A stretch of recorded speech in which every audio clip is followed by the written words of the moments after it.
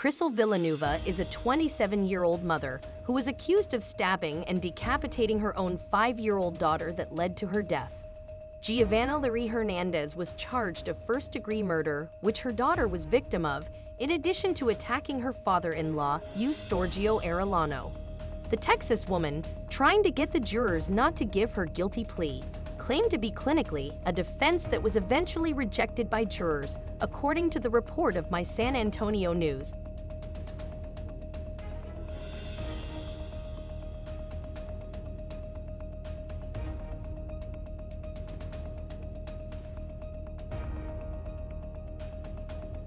Eustorgio, the child's grandfather and her father-in-law, first called police to the Kyle, Texas residence, where Villanueva lived with her daughter, her husband, and her parents-in-law. According to Eustorgio, he fled the trailer running for his life after his daughter-in-law attacked him from behind, stabbing him in the back and head with no previous warning. The SWAT officers and crisis negotiators were dispatched to the residence a few minutes after Arellano called the authorities and law enforcement, reporting that his daughter-in-law, Giovanna Hernandez, was still in there with Villanueva. As police surrounded the house prepared for a potential hostage situation that would require them to encircle the house perimeter and stay alert, Villanueva called the emergency services from inside the trailer and told the dispatcher that she had accidentally killed her own daughter. Why did she do that? It's simple. Villanueva killed her own child because she asked for cereal. The murderous mother had the nerves to also admit it to stabbing her father-in-law, Arellano, according to the district attorney's office report. After the SWAT learned that the child may have been severely injured, if not killed, the officers forced entry into the house, only to be horrified at their finding. "I've been in this line of work for over 43 years, 11 years as a homicide detective," Hays County Sheriff Gary Cutler said.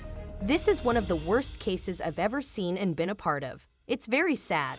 Villanueva, our criminal who claims to be clinically insane, was found in the front room, straight out of a shower, and also completely nude. The little Giovanna Hernandez's body was found in one of the bedrooms. The young child died of the severe injuries her mother caused. She had suffered multiple stab wounds and had her head decapitated. Villanueva was arrested and taken into custody. After preliminary tests, she was found to have both alcohol and marijuana in her system.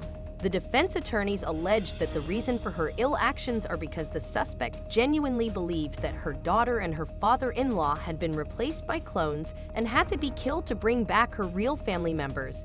Because of the state of delirium she was in due to the alcohol and marijuana in her system, according to a release from the Hays County District Attorney's Office.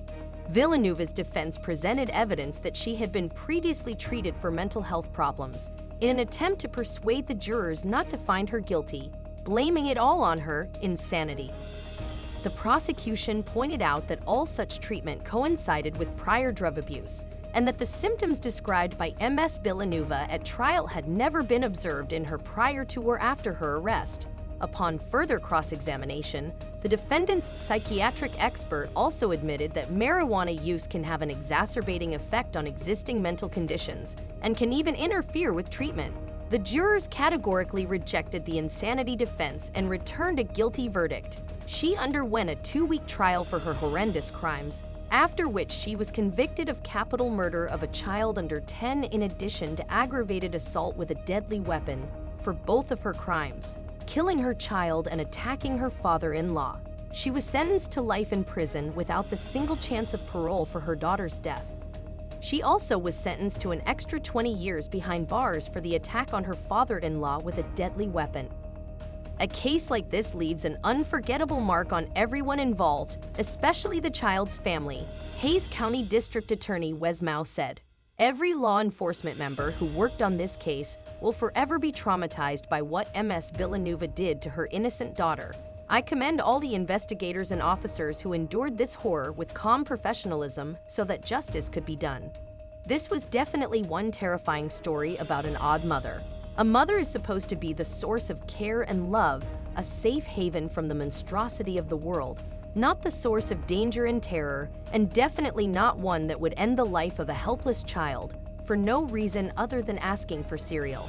People shouldn't get married or have kids unless they're mentally fit as well. The world already has enough broken children and lost cases due to toxic parents who ruin their childhood. Unless you are sure you can provide your child with both physical and affectionate needs, don't consider giving birth at all. Bringing a child to the world, bringing a new life is a great responsibility that should not be taken lightly. We sincerely hope that this heartbreaking and shocking story leaves a tangible effect on everyone involved and everyone who reads or hears of it. Drugs, unlike what is commonly said about them, are not victimless. Using drugs doesn't only affect the one injecting them to the system, but can also have lethal effects on those around as well. Just like what happened to little Gabriella, who's done nothing wrong but be born to a drug-addicted mother, who put getting high above her own child's well-being. Even the least nefast drug, marijuana, can exacerbate existing mental conditions and annihilate the effect of medicine. Whether it is a popular opinion or not, this remains a confirmed fact, one that was also acknowledged by many psychiatrists, including the one who oversaw Villanueva. Sadly enough, in most cases, the user does not fully realize the danger their drug use includes until it's too late.